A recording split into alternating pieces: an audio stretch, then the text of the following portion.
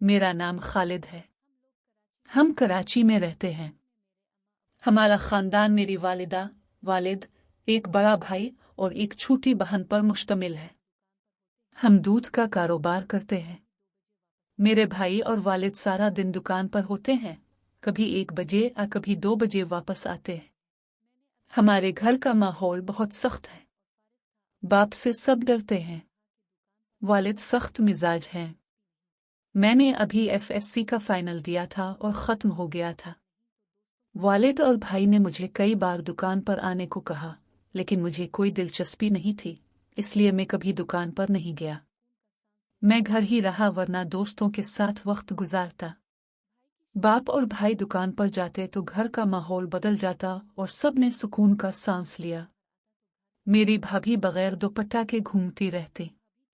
मेरे भाई की शादी को 2 साल हो चुके थे और अभी तक कोई औलाद नहीं हुई।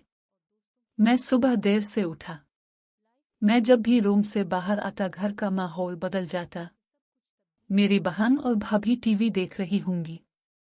माँ की कभी माँ मुझे नाश्ता देती, कभी मैं इसे खाकर अपने दोस्तों के पास चली जाती। जिंदगी ऐसे ही चल रही थी, यहाँ तक कि अचानक जिंदगी ने ऐसा मोड़ लिया कि सब कुछ बदल गया। अब मैं आपको बताता हूँ कि ये सब कैसे हुआ। दोस्तों के साथ बैठकर मैं बहुत सारी रोमांवी फिल्में देखता था, लेकिन मुझे कभी किसी लड़की को प्रपोज करने की ख्वाहिश महसूस नहीं हुई। एक दिन मैं अपने दोस्तों के पास गया, लेकिन घर में कोई नहीं था। मेरे तमाम दोस्त कामों पर बाहर थे, इसलिए मुझे घर वापस आना पड़ा।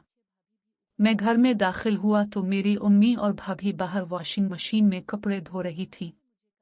मेरी भाभी ने मेरी तरफ देखा और कहा, खालिद, अच्छा हुआ तुम ऊपर आ गए, ये कपड़ों की बाल्टी ले लो और धूप में लटका दो। मैं कपड़ों से भरी बाल्टी उठाकर ऊपर चली गई और मेरी भाभी भी पीछे चली गई। इसके कपड़े धोने से गीले हो रहे थे।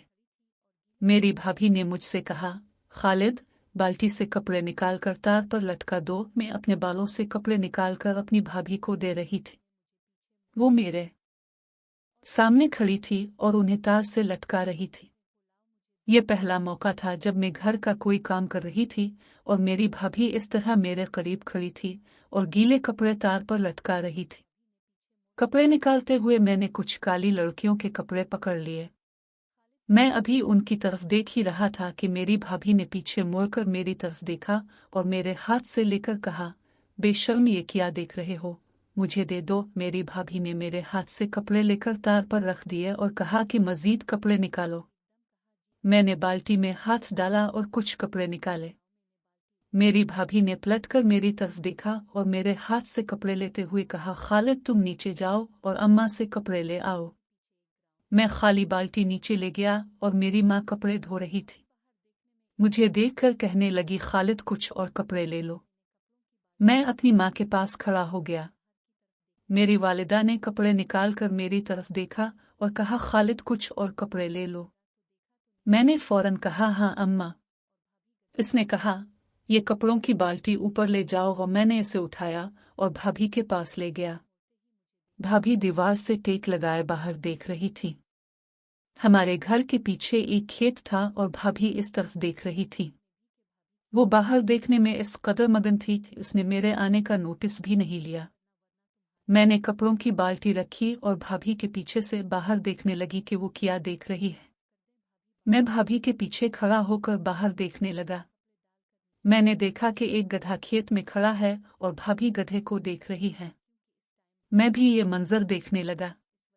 भाभी ने सोचा कि मैं आ गया हूँ और पीछे मुड़कर मेरी तरफ देखते हुए बोली, अरे ये क्या कर रहे हो, तुम्हें कोई शर्म आती है? मैंने कहा, सॉरी भाभी, मैं देख रहा था कि तुम बाहर क्या देख रही हो। भाभी, क्या देख रही हो?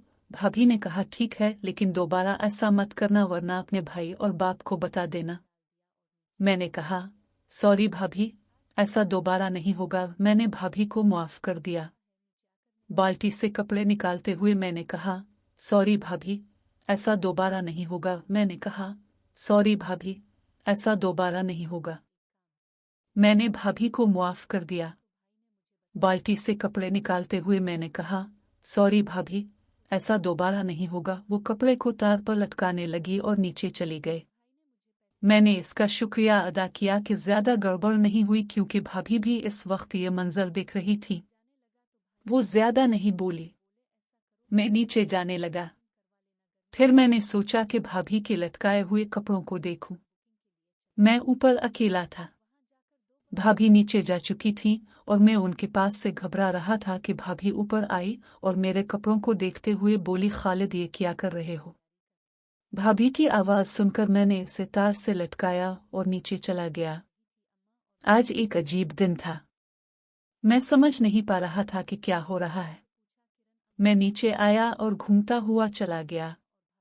इसी दौरान मुझे मेरे भाई का फ़ोन आया कि मैं कहाँ हूँ। मैंने कहा कि मैं बाहर हूँ। मेरे भाई ने कहा कि दुकान पर आओ, मुझे कुछ काम है। मैं दुकान पर गया और फिर मेरे भाई ने मुझे कहा कि भाभी के वालिद की तबीयत खराब है, अब भाभी को साहिवाल ले जाएं। भाभी का ताल्लुक साहिवाल से है। मेरे भाई ने मुझे पैसे दिए और कहा, कल के लिए तीजगांव में 2 सीटें बुक करो और मेरी भाभी को छोड़कर वापस आ जाओ। मैं जाने लगा, लेकिन मेरे भाई ने मुझे मजीद पैसे दिए और कहा, इसी सली पर बुक करो, गर्मियों का मौसम है। और मैंने कहा, ठीक है, और पैसे लेकर बुक करने के लिए स्टेशन चला गया। वहां मैंने 2 बर्थ वाला एसी स्लीपर केबिन बुक कराया। मैंने अपने भाई को बताया कि कल की बुकिंग हो गई है। मेरे भाई ने कहा, घर जाओ और मेरी भाभी को बताओ कि वो कल की तैयारी कर सकती है। जब मैं स्टेशन से घर पहुंचा तो मेरी छोटी बहन टीवी देख रही थी। मैंने अपनी छोटी बहन से पूछा, जिसका नाम किरण है, मेरी उम्मी और भाभी कहाँ गई हैं? मैंने कहा, हाँ, और किरण ने कहा, मैं खाना तैयार करूंगा। मैंने अपनी माँ से कहा था कि जब आप आएंगी तो मैं तुम्हें खाना दूंगी, और मैंने कहा, हाँ, और किरण उठकर किचन में चली गई और मेरे लिए पकाया। मैंने रात का खाना खाया और वापस अपने कमरे में चला गया। मैंने अपने थैले से तेल की बोतल निकाली और अपनी चारपाई पर बैठकर तेल से अपने जिस्म की मालिश करने लगा। मैं अपनी मालिश में इतना मगन था कि कमरे का दरवाज़ा कब खुला मुझे इस पर ध्यान ही नहीं गया, जिससे मुझे ताला लगाना याद नहीं था। भाभी काफ़ी देर से मुझे मसाज करते देख रही थी। अचानक मुझे भाभी की आवाज़ सुनाई दी, खालिद। और मैंने आंखें खोली तो भाभी दरवाजे पर खड़ी मुझे देख रही थी। भाभी को देखकर मैं फौरन उठा और पूछा कि बाजार से कब आई हो? भाभी ने कहा, तुमने देर कर दी। मैं सिर्फ ये पूछने आया था कि ट्रेन की बुकिंग हो गई है। मैंने कहा, हाँ भाभी, कल के लिए हो गया है। भाभी ने कहा, ठीक है ठीक है। जाते जाते इसने कहा कि जब तुम ऐसा करोगे तो दरवाज़ा बंद कर दो। वो दरवाज़ा बंद करके चली गई। मैं शर्मिंदा होकर बेड पर बैठ गया। मेरा मूड खराब हो चुका था। मुझे नहीं मालूम था कि भाभी अब मेरे बारे में क्या सोचेंगी। मैं खो गया था जब किरण ने दरवाज़ा खोला और कहा, माँ, मेरी माँ मुझे बुला रही है। मैं अपने कमरे से निकलकर लाउंज में चला गया। मेरी माँ सोफे पर बैठी मुझे देख रही थी। खालिद, तुम भी कल के लिए तैयार हो जाओ। और मैंने कहा, हाँ माँ, मैं अभी कर लूँगा। मेरी माँ ने किरण को आवाज़ दी। मैंने अपने भाई के कपड़े धोकर ऊपर लटका दिए थे। वो अब तक सूख चुके होंगे।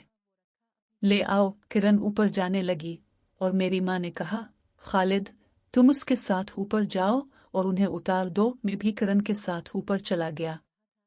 किरण ने कहा, भाई, मैं उनको उतार कर आपको दे दूंगा, अब बस इन्हें पकड़ कर रखिए। मैंने कहा, ठीक है। अब मैं किरण के पीछे था। किरण मेरे सामने तार से कपड़े उतारती और मुझे पकड़ती रहती। हम दोनों ने उन्हें एक साथ उतारा और नीचे मेरी माँ के पास बिठा दिया। मेरी वालिदा ने कहा कि तुम जो लेना चाहते हो निकाल लो। मैंने अपने कपड़े लॉन्ड्री से लिए और मैं उन्हें वापस अपने कमरे में ले गया। जो कपड़े मुझे लेने के लिए दरकार थे वो डाले और अपना बैग तैयार किया। मैं ये कर ही रहा था कि कमरे का दरवाज़ा खुला और मेरी भाभी अंदर आए और मुझसे पूछा, खालिद, अगर तुम्हारे बैग में जगह है तो मेरे कुछ कपड़े अपने बैग में रख देना। मेरी भाभी मुझे कपड़ों का एक पैकेट देकर चली गई। मैंने वो पैकेट अपने बैग में रख लिया। इस रात जब मेरे भाई और वालिद घर आए तो घर का माहौल बिल्कुल बदल गया। मेरी भाभी, उम्मी और बहन सब अपने अपने दुपट्टों में आते। रात का खाना हम सब ने इकट्ठे खाया। मेरे भाई ने मेरी भाभी से पूछा कि क्या उसने कल की तैयारी कर ली है। मेरी भाभी ने मेरे भाई को बताया कि उसने तैयारी कर ली है। मेरे वालिद ने मुझसे पूछा कि मैं कब वापस आऊंगा। मैंने कहा कि मैं 1-2 दिन इंतज़ार करूंगा और फिर वापस आऊंगा। हमने रात का खाना खाया और सब अपने अपने कमरों में सोने चले गए। मैं अपने कमरे में आई और कपड़े का पैकेट जो मेरी भाभी ने मुझे दिया था मेरे बैग में डाल दिया। खुद को तैयार करने के बाद मैंने वक्त देखा तो रात के 1 बज रहे थे। मुझे प्यास लगी तो मैं कमरे से बाहर किचन में गया, पानी की बोतल निकालकर पी ली। मैंने इसे हेलुसिनेशन समझा और पानी पीना शुरू कर दिया। लेकिन फिर मैंने किसी के ऊपर जाने की आवाज़ सुनी। मुझे यकीन हो गया कि कोई ऊपर गया है। अब मुझे अंदाज़ा नहीं था कि ऊपर कौन है। मैं देखने के लिए आहिस्ता आहिस्ता ऊपर चढ़ने लगा। आधे रास्ते पर मैंने एक वाज़ेह आवाज़ सुनी। भाभी की आवाज़ थी जो फ़ोन पर किसी से बात कर रही थी। अंधेरे की वजह से मुझे कुछ नज़र नहीं आ रहा था। मैं एक जगह खड़ा होकर भाभी की गुफ्तगू सुनता रहा। भाभी फ़ोन पर किसी से मोहब्बत की बात कर रही थी और दूसरी तरफ एक आदमी था। ये लड़का। मैं ये सब सुन रहा था, परेशान था कि वो किसी और से बात कर रही थी जबकि मेरा भाई आसपास था। मैं उनकी गुफ्तगू सुन रहा था कि अचानक भाभी की आवाज़ आई। वो किसी को बता रही थी कि इसका काम हो गया है और वो नीचे जा रही है। ये सुनकर मैं पानी लेने नीचे गया और पीने लगा। जब भाभी ने मुझे किचन में नीचे देखा तो वो पूरी तरह चौंक गई। वो ऊपर गई और मेरी तरफ देखते हुए पूछा, क्या कर रहे हो? मैंने कहा, भाभी मैं पानी पीने आया हूँ। मैंने पूछा, भाभी क्या आप इस वक्त ऊपर गई थी? भाभी ने जवाब दिया, मैंने कुछ कपड़े ऊपर रखे थे और चेक करने गई थी, लेकिन वो अभी तक सूखे नहीं थे। इसलिए मैं ये सोच कर वापस आई कि जब वो सुबह सूख जाएंगे तो उतार दूंगी। ये कहकर भाभी अपने कमरे में चली गई। मैंने पानी पिया और अपने कमरे में वापस आ गया। मैंने जो कुछ हुआ था उसके बारे में सोचना शुरू किया। मैं सोच रहा था कि भाभी किससे फ़ोन पर बात कर रही हैं और अगर भाभी का कोई पुराना मामला है। भाभी घर से कम ही निकलती हैं और जब भी बाहर जाना होता है वो हमेशा अम्मा के साथ जाती हैं। पता नहीं कब से ये मामला चल रहा है। मैं सो गया। सुबह अम्मा ने मुझे जगाया और कहा, 11 बजे हैं, उठो नाश्ता कर लो, आज भाभी के साथ जाना है। ये सुनकर मैं उठा और फ्रेश होने वॉशरूम चला गया। मैं कमरे से बाहर आया तो अम्मा किचन में नाश्ता बना रही थी। भाभी अपने कमरे में थी। मैं लाउंज में आया और टीवी देखने लगा। मुझे लगा जैसे मेरी छोटी बहन भी लाउंज में टीवी देख रही थी। मैंने किरण से कहा कि मुझे कुछ पानी पिलाओ। किरण सोफे से उठी और जुग से पानी ले आई। मुझे देने के बाद वो मेरे सामने बैठ गई और कहने लगी, भाई आपका वक्त अच्छा गुजर रहा है, आप आज साहिवाल ट्रिप पर जा रहे हैं। मैंने किरण की तरफ देखा और कहा, तुम भी चलो। किरण ने कहा, भाई मैं कहाँ जा सकती हूँ, आपको पता है अबू और अम्मा मुझे जाने नहीं देंगे और अम्मा अकेली होंगी। मैंने किरण से कहा, अबू से पूछ लेता, लेकिन अब बुकिंग हो गई है, उसने मुझे कल बताया। किरण ने कहा, ठीक है फिर कभी नहीं, लेकिन आज मेरा एक काम करो। मैंने कहा, हाँ बताओ तुम्हें क्या चाहिए। किरण ने अपना मोबाइल मेरे हवाले किया और कहा, भाई ये हैंग है, कोई फंक्शन काम नहीं कर रहा। मैं अपने मोबाइल को देखने लगा जब अम्मा नाश्ता लेकर आए। अम्मा ने नाश्ता मेज पर रखा और मेरे सामने बैठ गए। मैंने किरण से कहा, मैं अभी बाजार जाकर तुम्हारा मोबाइल ठीक करवाता हूँ। मैं नाश्ता करने लगा। नाश्ता खत्म करते ही मैंने अपनी भाभी की आवाज़ सुनी।